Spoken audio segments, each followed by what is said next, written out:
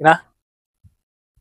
So, i-share ko naman sa inyo yung medyo pinakamalungkot na karanasan ko pagdating sa serbisyo ko. So, yung pinakamalungkot na nangyari sa buhay ko nung nawundid ako. So, nawundid ako, hindi ko makakalimutan yung pizza, buwan at taon. So, December 16, 1992, alas 9:30 ng gabi. So, yung time na yon, sa pangyayari na yon is dapat ano na kami, pauwi na kami. No? Dahil nga sa medyo nakalanganin yung sasakyan namin, dapat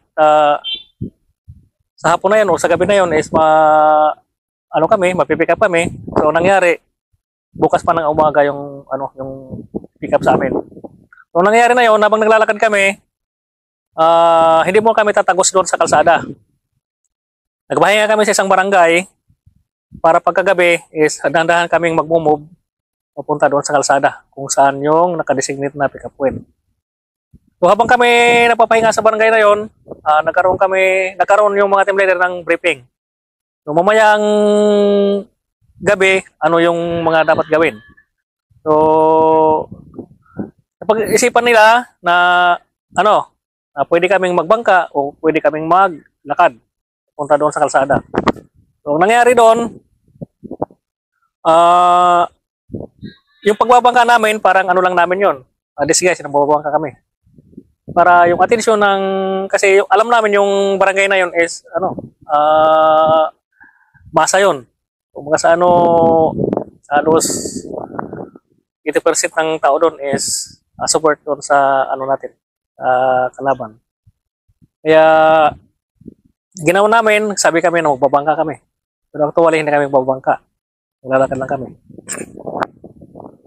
Pagdating ng gabi, mga alas 9, nagkaroon na yung namin na magisingin na kami. Para sa movement. So,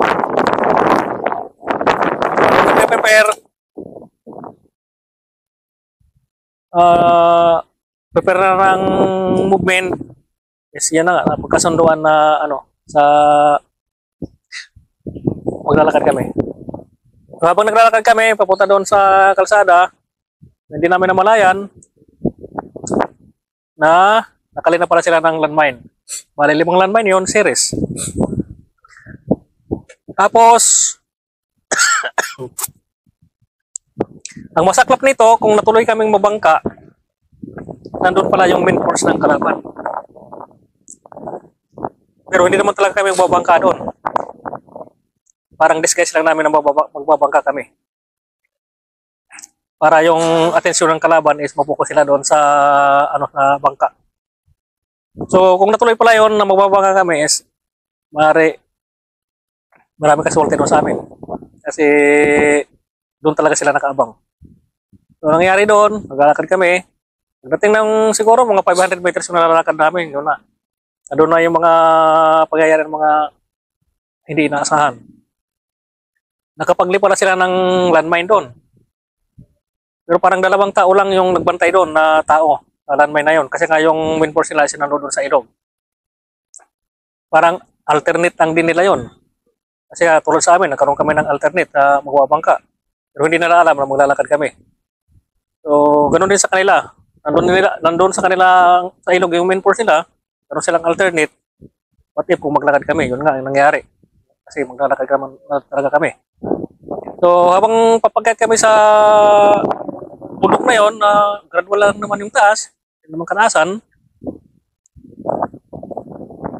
biglang sumabog yung 5 series na landmine. No? So, pagsabog noon, nakiramdam ako, sarili ko. Siguro mga 30 seconds pa bago ko na namalaya na may tama ako. Pero may tama ako, pero hindi ako nag-iingay na may tama ako. Hindi ako nagsabi na may tama ako. Ganun din yung mga kasama ko. Walang nag-iingay na may tama. Kahit isa. 15 kami. 14 yung may tama, isa lang yung walang tama. Pero mga mag 2 minutes bago ko nalaman na may tama yung nasa unahan ko at nasa likuran ko.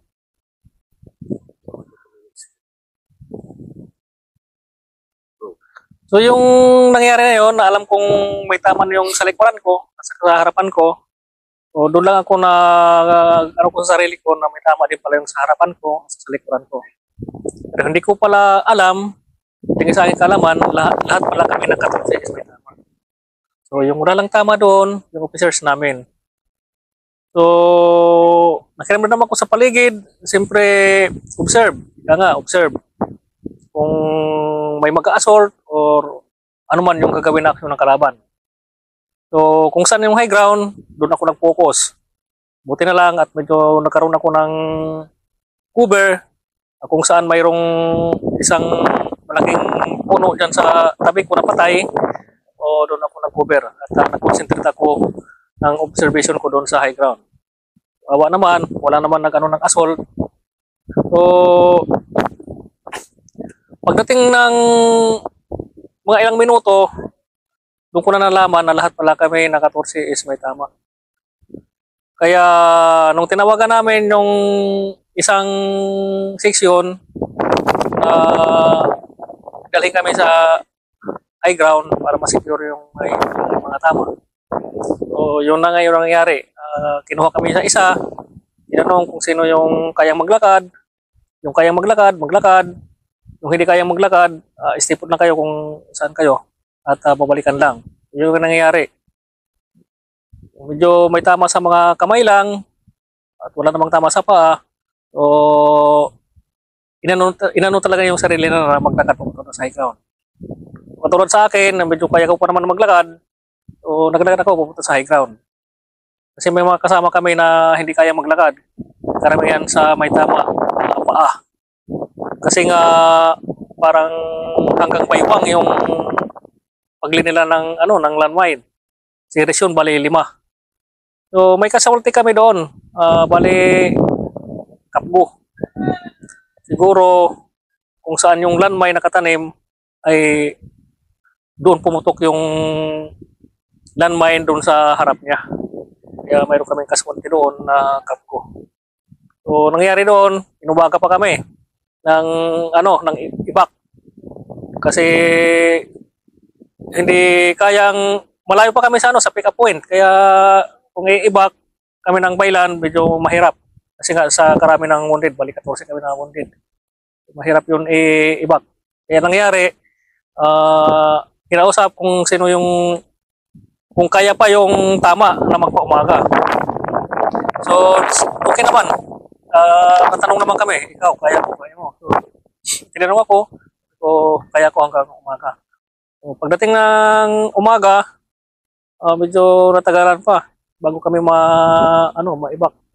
Siguro naibak kami mga yes, umaga, parang ganon.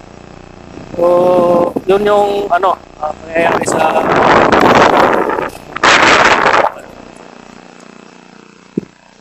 yun lang yung yung karanasan ko na medyo